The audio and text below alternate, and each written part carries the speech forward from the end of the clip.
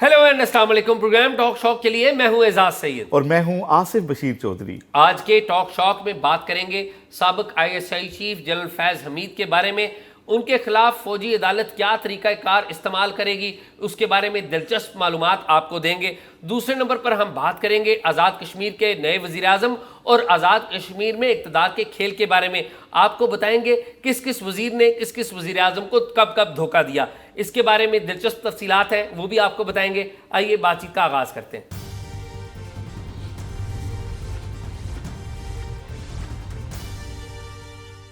कैसे हैं एजाज, आप खैरियत आसिफ, से? मैं ठीक हूँ, आप खैरियत से? शुक्र है अल्लाह का, सब खैरियत है, सब ठीक ठाक। आसिफ, कल फ़ख्र ने बड़ी अच्छी स्टोरी दी और उसने फ़ख्र ने बताया कि किस तरीके से इस सारे कोर्ट की प्रोसीडिंग क्या थी, और फिर हमने ये भी बात की, आपने देखा कि ये फ़ैसला कब तक आएगा। बड़ी दिलचस्प तफसीलात हैं और मुझे मालूम है कि आपके पास भी कुछ तफसीलात हैं। मैं चाहता हूँ कि एक अहम पहलू जिसके ऊपर बात नहीं की गई वो आप बताएं हमें कि जो फ़ौजी अदालत फैज़ हमीद साहब के केस में तरीक़ाकार क्या इख्तियार करेगी और माजी में भी क्या तरीक़ाकार इख्तियार एजाज, फ़ख्र ने कल काफ़ी डिटेल में स्टोरी की थी, लेकिन मेरा एक बुनियादी जो उस हवाले से एक व्यू है, वो जो डिफरेंट व्यू है, मैं वो आपको भी बताऊंगा। और दूसरा, कुछ हकायक हमने सामने रखने हैं कि आज तक जो लेफ्टिनेंट जनरल जिनको एक जो है एक ऐसा क्लब माना जाता है जो शायद अनटचेबल्स हैं, उसके हवाले से मैं कुछ हकायक आपके सामने रखूँगा।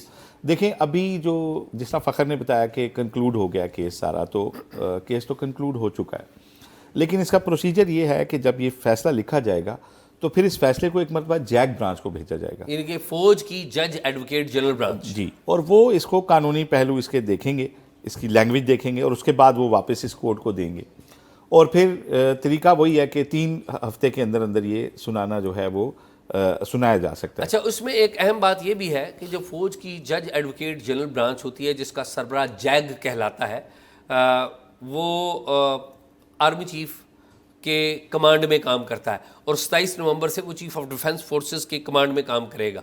और इस अदालत का जो क़याम है वो भी आर्मी चीफ की मंजूरी से होता है, जो लेफ्टिनेंट जनरल के खिलाफ जो कार्रवाई होती है। बिल्कुल ज़ाहिर है, वो तो अब तरमीम के बाद जहाँ जहाँ आर्मी चीफ है वो चीफ ऑफ डिफेंस फोर्सेस हो जाएगा 27 नवंबर से ऑनवर्ड। तो जो इसमें एक अहम बात ये है ना, वो ये देखें कि फ़ौज में ना मेजर जनरल से लेफ्टिनेंट जनरल वो रैंक है जो किसी बोर्ड में नहीं मिलता। ठीक, ये प्योरली आर्मी चीफ की स्वाबदीद है, और वो अगर रिकमेंडेड या नॉट रिकमेंडेड लिखते हैं तो आपकी फेट डिसाइड हो जाती है, और वो किसी को जवाबदेह भी नहीं है। लोग अदालतों में भी गए हैं माजी में, उसमें कुछ भी नहीं निकला।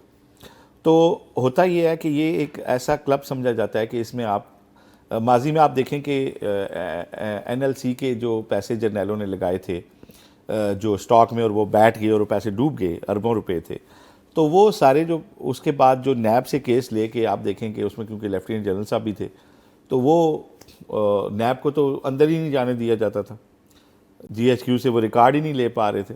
लेकिन फिर ये हुआ कि उन लोगों को रिटायर्ड ऑफिसर्स को बहाल किया गया और उनका कोर्ट मार्शल किया। और वो कौन से जर्नैल थे इसमें?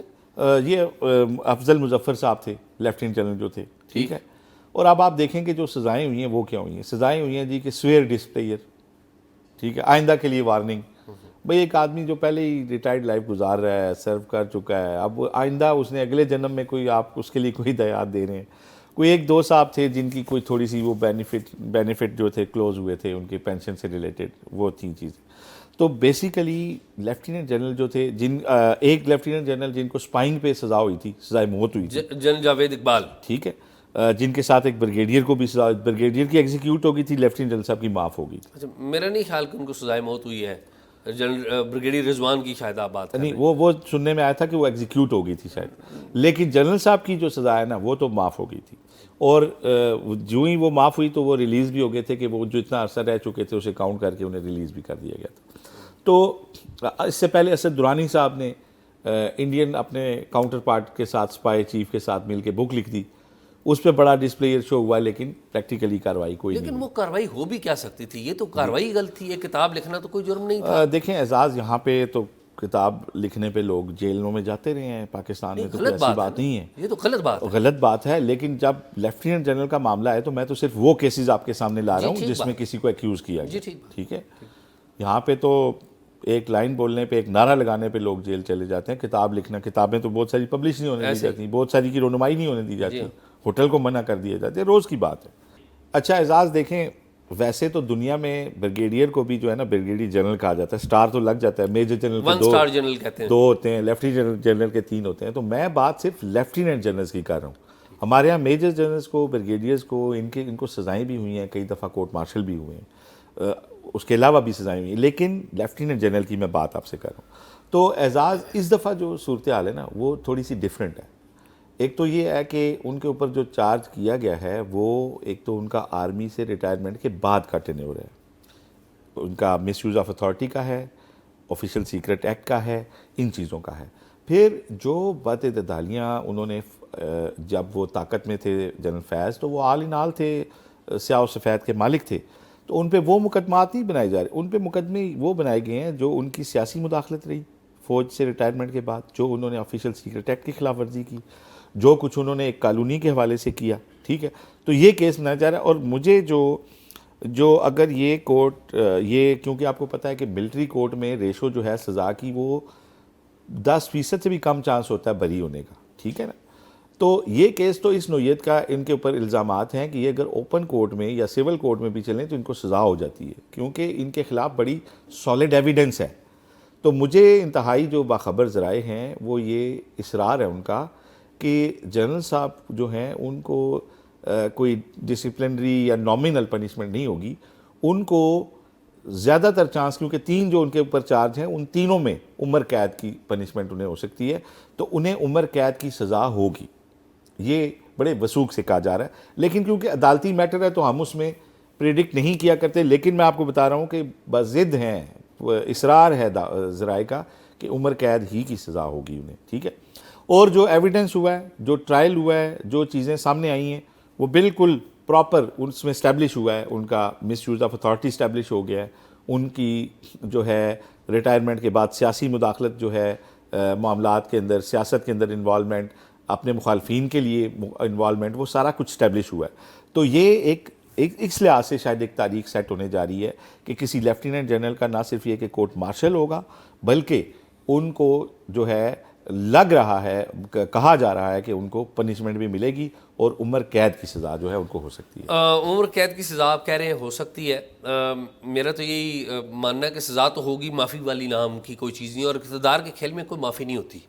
ٹھیک ہے، ایک بات. دوسری بات، آصف 2 اور صاحبان کا اگر ذکر نہ کریں تو بڑی زیادتی ہوگی، جن کے خلاف کیسز بھی چلے، سزائیں اناؤنس بھی ہوئیں، مگر انہیں سزا ملی نہیں. ٹھیک ہے. ایک تو جنرل مشرف ہیں، آپ کو پتہ ہے 12 اکتوبر 99 کا کو ہوا، پھر انہوں نے پارلیمنٹ کے الیکشن کروائے، اس سے انڈیمنٹی لے لی. پھر 3 نومبر 2007 کی ایمرجنسی کے اوپر ان کا غداری کا مقدمہ ہوا، اور پھر اس غداری کے مقدمے میں سپریم کورٹ نے ایک اسپیشل عدالت بنائی، اور اس اسپیشل عدالت نے سزائے موت کا اناؤنسمنٹ کیا. لیکن اس ٹرائل کے دوران ہی وہ ڈرامائی طور پہ باہر چلے گئے تھے. اور پھر وہ جو سپریم کورٹ کی بنائی ہوئی اسپیشل عدالت ہے، اس کے اوپر لاہور ہائی کورٹ نے ایک متنازع ترین ایک دے دیا کہ جی یہ عدالت جسٹس مظاہر نقوی جو بعد میں پھر آؤٹ ہو گئے کرپشن کے الزامات میں، اور اب وہ جج ہی نہیں. ایسے ہی. اچھا، ایک تو یہ ہو گیا. دوسرا ایک اور صاحب ہیں، وہ بھی سابق آرمی چیف ہیں، وہ ہے جنرل اسلم بیگ. آپ کو پتہ ہے کہ اصغر خان کیس جو 14 کروڑ کیس ہے، اس میں سپریم کورٹ آف پاکستان نے ان کے خلاف فیصلہ دیا، اور ان سے بلکہ یہ بھی کہا گیا کہ انہوں نے پیسے لیے تھے اپنی جو NGO ہے فرینڈز، اس سے پیسے وہ وصول کیے جائیں اور واپس جو حکومت کے خزانے میں جمع کروائے جائیں. FIA کو کہا گیا، آج تک اس فیصلے پر عمل درآمدی نہیں ہو سکا. اور میں حیران ہوں کہ اسلم بیگ صاحب کو انٹل ریسنٹلی جو مختلف ہماری یونیورسٹی ہیں وہاں پر بھی طلبہ و طالبات کو لیکچر دلوانے کے لیے بلایا جاتا. آج کل پیرانہ سالی کا شکار ہیں، بیمار ہیں، ظاہر عمر ان کی ہو گئی، لیکن یہ بٹر پاسٹ ہے، بٹر ہسٹری ہے جو ہمارے سسٹم کی ہے. ہاں اعزاز، لیکن میں آپ کو بتاؤں، آپ کا بھی پہلے یہی رائے ہوتی تھی کہ فیض حمید کو سزا نہیں ہوگی. تو میں نے آپ کو کہا تھا کہ فیض حمید جو ہے نا ان کو سزا ہوگی، اور یہ نئی ایک تاریخ لکھی جائے گی. فیض حمید اس لحاظ سے ویسے ان لکی رہے ہیں کہ جب وہ آرمی چیف تو خیر نہیں بن سکے نا، اس دوڑ سے تو آؤٹ ہوئے، لیکن ہوا یہ کہ جس بندے کے ساتھ ان کا ایک پرسنل ISI کے اندر ایک بیک گراؤنڈ تھا وہ چیف بن گئے. جس سیاسی جماعت کو انہوں نے سب سے زیادہ دبایا وہ حکومت میں آ گئی. جس بندے کے خلاف انہوں نے جج کے خلاف ریفرنس بھیجا وہ چیف جسٹس بن گیا، فائز عیسیٰ. تو ان میں کہیں سے کوئی ٹھنڈی ہوا اس کے بعد آئی نہیں. پھر ان کی کیونکہ وہ پرانی ان کی عادت تھی سیاست میں مداخلت کی، اور ایک دھڑے کے وہ بڑے مانے جانے نام ہیں، تو انہوں نے اپنے معمولات جاری رکھے، جس کی وجہ سے ان کو نہ صرف گرپ میں لیا گیا بلکہ میرا خیال ہے کہ وہ فکس اس لیے بھی ہونے جا رہے ہیں کہ ان کا جو معاملات ہیں وہ پوسٹ فوج انہوں نے جو کارنامے کیے ہیں وہ بھی اپنے ان لوگوں کے خلاف کیے ہیں جو اس وقت اقتدار میں بیٹھے ہوئے ہیں. تو میرا خیال ہے شاید یہی وجہ ہے کہ وہ ایک پریسیڈنٹ سیٹ ہونے جا رہا ہے کہ لیفٹیننٹ جنرل جو ہیں وہ ان کو سزا ہوگی، اور یہ ایک نئی ایک ریت جو ہے وہ ڈلنے جا رہی ہے. تو لیٹ سی کہ سزا کب سنائی جاتی ہے، کیا سنائی جاتی ہے، لیکن ہمارے ذرائع بضد ہیں کہ عمر قید کی سزا انہیں ہوگی. جو سزا آپ نے کہی نا جنرل مشرف والی، جنرل مشرف دیکھیں ان کے روٹ میں جج پھنستے رہے ہیں، ٹھیک ہے، ان کے ساتھ ادارہ کھڑا رہا، انہیں باہر 2 دفعہ بھیجا، 1 دفعہ بھیجا، پھر دوسری دفعہ بھیجا، پھر انہیں جو ہے وہ گارڈ آف آنر دے کے انہیں دفنایا گیا، ٹھیک ہے. اور لیکن قانون کی کتابوں میں تو بہرحال لکھا ہوا ہے، اور ایک جج نے تو یہ بھی کہا تھا کہ انہیں ڈی چوک میں جو ہے ان کی لاش کو لٹکا رہنے دیا. جسٹس وقار سیٹھ نے کہا تھا نا پشاور ہائی کورٹ. تو لیکن یہ بھی ایک تاریخ ہے، جسٹس وقار سیٹھ نے یہ کہا تھا کہ انہیں ڈی چوک پر لٹکایا جائے، جو کہ انہوں نے ایک انڈیویجول جج کی رائے تھی، اقلیتی فیصلہ تھا. لیکن اس وقت کے جو D G I S P R تھے آصف غفور، میں اگر غلط نہیں کہہ رہا تو آصف غفور صاحب نے پریس کانفرنس میں لائیو کیمروں کے سامنے کہا کہ یہ ججوں کا دماغ خراب ہو گیا ہے. ان کی میننگ اس کا یہ تھا، اور ہمارے ٹی وی چینلز نے چلایا اور کسی نے کوئی نوٹس نہیں دیا. تو ابھی ٹھیک کر دیا گیا نا دماغ 27ویں ترمیم کر کے. یہی وہ فیصلے تھے نا جن کے بعد ڈیسائیڈ ہوا کہ ان خراب دماغ والے ججوں کا کوئی مستقل حل نکالا جائے، تو وہ الحمدللہ نکال لیا گیا. تو خیر میرا خیال ہے اس پہ کچھ اور ہے؟ میرا نہیں خیال کہ کوئی ایسی. تو اعزاز آپ ہمیں بتائیں، آزاد کشمیر کے اندر نئے وزیر اعظم آ گئے ہیں، چوتھے میرا خیال ہے اس اسمبلی میں آئے. کچھ تھوڑا ہمیں بتائیں یار یہ شکل کیا لگا ہوا ہے؟ آصف ویسے تو ہر بندہ ہی کہہ رہا ہے نا کہ جی چوتھے وزیر اعظم آ گئے، ٹی وی چینلز بھی چلا رہے ہیں، لیکن ہم آپ کو وہ کہانی سناتے ہیں دلچسپ. ایک تو یہ کہ نئے وزیر اعظم کون ہیں، ان کی ماضی کی کنٹروورسیز کیا ہیں، اسٹرانگ پوائنٹس کیا ہیں، ایک تو یہ بتائیں گے. دوسرا یہ میں بڑی دلچسپی والی بات ہے کہ سال 2021 میں آپ کو یاد ہے کہ 18 کے الیکشن ہوئے تھے، آئے تھے جناب عمران خان صاحب آئے تھے، وزیر اعظم بننے تھے، اور جس طرح کے الیکشن ہوئے تھے ایٹ دیٹ ٹائم وہ ہمیں پتہ ہے. اور اس وقت فاروق حیدر صاحب تھے یہاں پہ وزیر اعظم. ان کی جب مدت پوری ہوئی، ٹائم ان کا ختم ہوا 21 میں، تو جو پرائم منسٹر عمران خان صاحب نے لگائے وہ قیوم نیازی صاحب لگائے تھے. آپ کو یاد ہے نا پی ٹی آئی کے، جی ٹھیک ہے، اور کہا جاتا تھا ان نون آدمی، اور ان کا موازنہ کیا جاتا تھا پنجاب کے جو چیف منسٹر ہیں عمران خان صاحب کے اس وقت کے. بلکہ ان کا نام عبد القیوم تھا نا. جی عبد القیوم نیازی. ایک اور انصر صاحب بھی تھے نا کوئی دوڑ میں، انہیں بلا کے پوچھا گیا تھا نا کہ وہ عین سے کون نام لکھتا ہے. جی ہاں جی ہاں. اچھا جو انٹرسٹنگ بات یہ ہے کہ جو عبد القیوم نیازی صاحب ہیں، ان کے ساتھ ان کے نیچے جو سب سے ان کے قابل اعتماد ساتھیوں میں ایک تھے، سینئر منسٹر تھے بلحاظ عہدہ، وہ تھے سردار تنویر الیاس. وہ ان کے ساتھ کام کرتے تھے، اور عبد القیوم نیازی ان کے وزیر اعظم تھے. اور ایکچوئل صورتحال کیا تھی؟ ایکچوئل صورتحال یہ تھی کہ عبد القیوم نیازی جو ہیں وہ وزارت عظمیٰ میں بیٹھے ہوئے تھے، لیکن جو عمران خان صاحب کی وزارت عظمیٰ گئی تو وہی سردار تنویر الیاس یہ سسٹم کے پاس چلے گئے، اور جو پولیٹیکل میکر بریکر ہیں ان کے پاس چلے گئے. اور آپ کو یاد ہو سردار تنویر الیاس جب عمران خان صاحب کی حکومت ابھی ڈاواں ڈول تھی، تو سردار تنویر الیاس نے عمران خان کو بھی رام کر لیا، اور انہوں نے اپنے ہی وزیر اعظم یعنی کہ جن کے ساتھ وہ کام کرتے تھے ان کے خلاف، میں یہ کہوں تو غلط نہیں ہوگا، سازش کر کے خود وزیر اعظم بن گئے. اور عمران خان کے جو قریبی دوست ہیں اس میں انہوں نے بڑا کردار ادا کیا تھا. اور میں نام بھی لے دیتا ہوں، آپ کو پتہ ہے نا وہ روکڑی صاحب، جانتے ہیں نا روکڑی صاحب کو؟ روکڑی صاحب بالکل. روکڑی صاحب نے بڑا رول کیا تھا. اچھا روکڑی صاحب نے کوئی پیسے پوسے نہیں لیے تھے.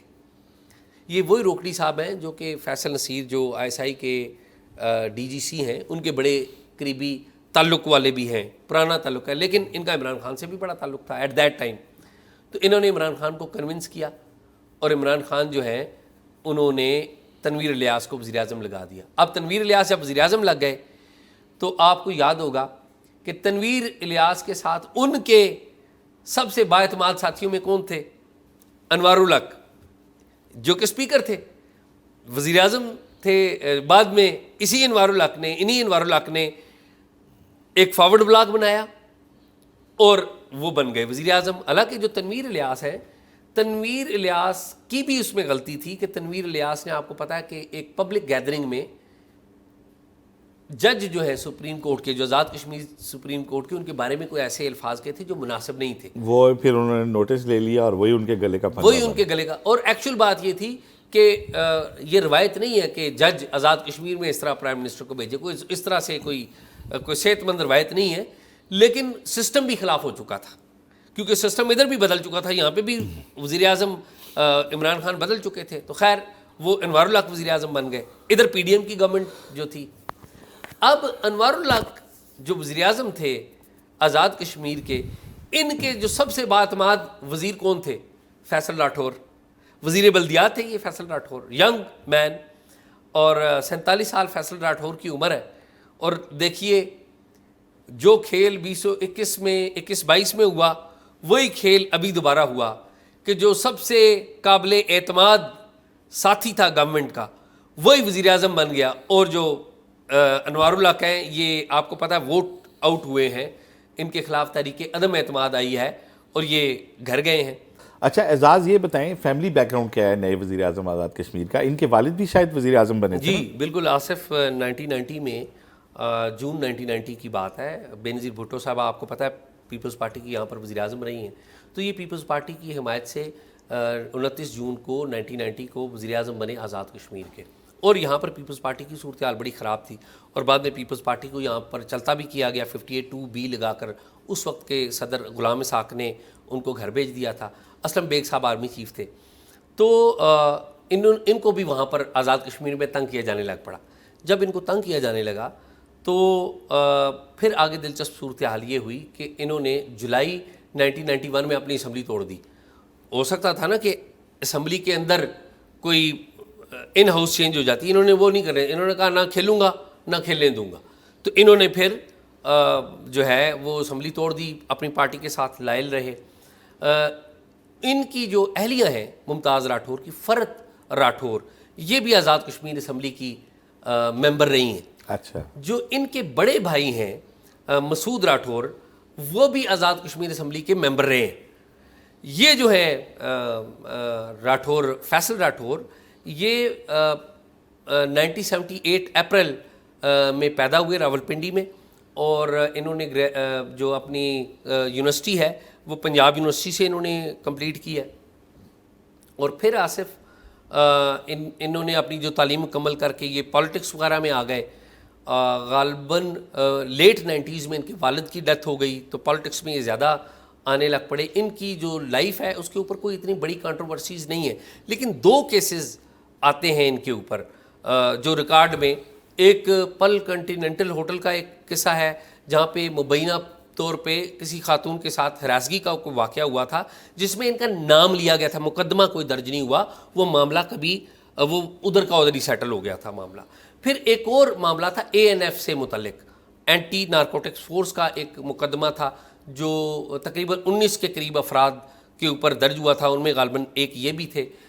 بعد میں وہ مقدمہ بھی سیٹل ڈاؤن ہو گیا تھا۔ تو 2 کنٹروورسیز ہیں ان کی، لیکن ان کے جو سٹرانگ پوائنٹس ہیں وہ یہ ہیں کہ ابھی جو عوامی یکجہتی کمیٹی جو ہے اس کا آپ کو پتہ ہے تنازع تھا۔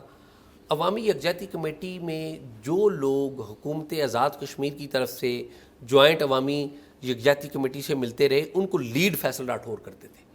انگیجمنٹ کرتے ہیں، پڑھے لکھے ہیں، بات کرنا جانتے ہیں، اپوزیشن کو قائل کرنا جانتے ہیں، تو یہ ان کی سٹرانگ پوائنٹ ہے۔ اور اب وہ وزیر اعظم بن گئے ہیں، اسٹیبلشمنٹ کے بھی بڑے قریب ہیں، اپنی پارٹی کی عادت کے بھی بڑے قریب ہیں۔ یہ ان کا ہے جو بیک گراؤنڈ ہے۔ بس اعزاز، ویسے سب کا یہی بتایا جاتا ہے بڑے پڑھے لکھے ہیں بڑے، لیکن باصول ہوتے تو پھر بھی بات تھی۔ یہ جس طریقے سے پارٹیاں تبدیل ہو رہی ہیں آزاد کشمیر اسمبلی پہ، تو بات کرتے ہوئے افسوس ہوتا ہے کہ کوئی غیر پارلیمانی گفتگو ہو جائے گی ہمارے سے، کہ ایک اسمبلی آئی ہے اور 4 مختلف الخیال لوگوں کو وزیر اعظم بناتی ہے، تو اب ہم کیا تعریف بتائیں وزیر اعظم کتنے کوئی روشن خیال ہیں اور کتنے کوئی باصول ہیں اور کتنے کوئی پڑھے لکھے ہیں۔ ساری آئیڈیالوجی تو یہی ہے کہ اپنے اقتدار کے لیے چوتھی بار اسمبلی اور اس کے مقتدر لوگ جو ہیں وہ آگے آگے ہیں، جن لوگوں کی طاقت سے ہیں وہ بھی سب کو پتہ ہے. تو میرا تو یہ خیال ہے کہ پیپلز پارٹی کی باری اس لیے آئی ہے ادھر کہ نون لیگ نے جا کے اپوزیشن کا رول لیا ہے کہ وہاں پہ ایک خلا پیدا ہو گیا تھا، جوائنٹ ایکشن کمیٹی آگے آ گئی تھی، اپوزیشن نہیں تھی. تو اقتدار میں آنے کا خواہش مند پیپل پارٹی کے علاوہ تھا کوئی نہیں حکمران اتحاد میں سے، تو ان کے نام کو راہ کھل گیا. باقی کوئی اصول، نظریہ یا آئیڈیالوجی یا کوئی یہ 7 ماہ میں کوئی انقلاب آ جائے گا، کچھ بھی نہیں. اللہ کرے کوئی اگر آ جائے. اچھا آصف، اس میں ایک اور چھوٹی سی معلومات ہے کہ انہوں نے جو استعفیٰ دیا نا اپنے پرائم منسٹر انوار اللہ کو، وہ بڑا دلچسپ ہے. انہوں نے انوار اللہ کو کوئی یہ نہیں الزام لگایا کہ آپ کرپٹ ہیں یا آپ نااہل ہیں. ہوتا ہے نا کہ آپ الزام لگائیں کہ جی آپ کرپٹ ہیں، نااہل ہیں. انہوں نے جو استعفیٰ لکھا ہے، انہوں نے کہا جی میں آپ کی تادی حکومت کے ساتھ کام کرتا رہوں، اب میری پارٹی نے فیصلہ کیا ہے کہ آپ کے خلاف تحریک عدم اعتماد لائیں، میں اپنی پارٹی کے ساتھ ہوں تو لہٰذا میں استعفیٰ دے رہا ہوں. تو وچ از اے ویری گڈ تھنگ، کہ بڑی پازیٹیو تھنگ ہے کہ انہوں نے ایک گریسفلی کہ اب جو کلیگ رہے ہیں ان کو انہوں نے گندا نہیں کیا. ٹھیک ہے. تو باقی جو بات آپ نظریے کی کہہ رہے ہیں آصف، انفارچونیٹلی نظریے کی تو ڈیتھ ہو گئی ہے. نظریہ سارا تو ایک ہی جگہ پہ جا کے جمع ہو گیا ہے، وہ ساری انفارچونیٹلی جماعتیں اسٹیبلشمنٹ کی جماعتیں، پھر نظریہ کیا رہا؟ نظریہ تو ختم ہو گیا. اور ابھی جولائی کو پھر الیکشنز ہے، تو وہ نون لیگ تو سمارٹ کھیل رہی ہے نا، وہ کہہ رہی ہے کہ ہم اگلی حکومت کی طرف دیکھتے ہیں. تو لیٹ سی کیا ہوتا ہے. بائی دا وے مجھے کسی نے ایک بات بتائی تھی، میں آپ سے شیئر کر لوں، کہ انہوں نے کہا کہ جی کیونکہ کشمیر کے فیصلے یہاں اسلام آباد میں ہی ہوتے ہیں، آپ کو پتہ ہے. جی جی. پنڈی اسلام آباد میں ہوتے ہیں. تو کسی نے مجھے کہا، اور مجھے جو ہے میں نے جب پھر غور کیا تو مجھے لگا کہ شاید ایسا ہو سکتا ہے. بڑے اصرار کے ساتھ دعویٰ مجھے کیا کسی نے کہ آپ کے آئندہ جو وزیر اعظم ہوں گے وہ سردار تنویر الیاس کے بھائی یاسر الیاس ہوں گے. وہ اچھا، اس وقت مشیر ہیں وزیر اعظم پاکستان کے ٹورزم پہ. کافی ایکٹیو آدمی ہیں، اسمارٹ آدمی ہیں، ویل آف ہیں، ویل کنیکٹڈ ہیں، طاقتور حلقوں میں بھی پذیرائی ہے، سول حکومت کے ساتھ بھی اچھے تعلقات ہیں. تو آئندہ جو سیٹ اپ آئے گا اس میں ان کا نام بڑے زور دے کے ذرائع لے رہے ہیں. لیٹ سی کے. اچھا آپ کی جو بات ہے نا، آپ کی بات کی تصدیق کے طور پہ آپ کو پتہ ہے ابھی وہ غالباً لنڈن گئے ہوئے تھے. جی جی پتہ ہے نا آپ کو؟ جی. اور لنڈن میں کیا واقعہ ہوا، آئیڈیا ہے آپ کو؟ نہیں مجھے. اچھا وہ بڑا دلچسپ واقعہ ہوا. لنڈن میں جو آزاد کشمیر کے جو تعلق رکھنے والے جو مشیر ہیں وزیر اعظم کے، یاسر الیاس، وہاں پہ اسرائیلی ایک وفد ہے، اس سے ملے. اس کی ویڈیو بھی بڑی چلی ہے. ہاں وہ دیکھیے میں نے. دیکھیے نا آپ نے. تو آپ کو پتہ ہے وہ جہاں پہ گئے تھے وہاں پہ اسٹال لگا ہوا تھا. جی اسٹال لگا ہوا تھا. ان کے لوگوں سے ملے. ویسے ذاتی طور پہ میرا یہ ہے کہ میری ان کے بارے میں جو رائے ہے وہ یہ ہے کہ میں جو کشمیر کی یہاں لیڈرشپ آتی ہے 20 پارٹیاں بدلنے کے بعد والے لوگ دائیں بائیں، مجھے یاسر الیاس ایک تو وہ اسمارٹ آدمی ہیں، مطلب بڑے سمجھدار ہیں، بات چیت ان کی بڑی اچھی ہے. اچھا. ابھی بطور وزیر اعظم کے ایڈوائزر کے بڑے متحرک ہیں، اور باقی بھی جو ان کے کریڈینشلز ہیں وہ تمام ان حلقوں میں جنہوں نے ڈیسائیڈ کرنا ہے وہاں بھی ان کی پی آر بہت اچھی ہے. تو مجھے ان کی بات سن کے یہ لگا کہ یہ جو بات کہہ رہے ہیں شاید یہ ایسے ہی ہو. ہاں نہیں ایسی ہوگی، ایسی ہوگی. اور آصف ویسے بھی جس بندے کے پاس پیسے ہوتے ہیں، پاور بھی اس کے ساتھ رہنا، ہاب نابنگ کرنی پسند کرتی ہے. اور پھر وہ نوجوان بھی ہو، انٹیلیجنٹ بھی ہو، پڑھا لکھا بھی ہو، تو اس کے اوپر ایک لیئرز لگتی جاتی ہے نا. ان لائک ہز بردر جو ہے، ہم ان کے بارے میں ان کی گفتگو اور اس کے اوپر ہمیں بڑے وہ ہوتے تھے خدشات، وہ بڑے متنازع ہیں. لیکن جو یاسر ہیں یہ بڑے ہی الٹ، ایک مطلب چیمبر کے صدر کے طور پہ بھی انہوں نے جو یہاں پرفارم کیا بڑا زبردست تھا.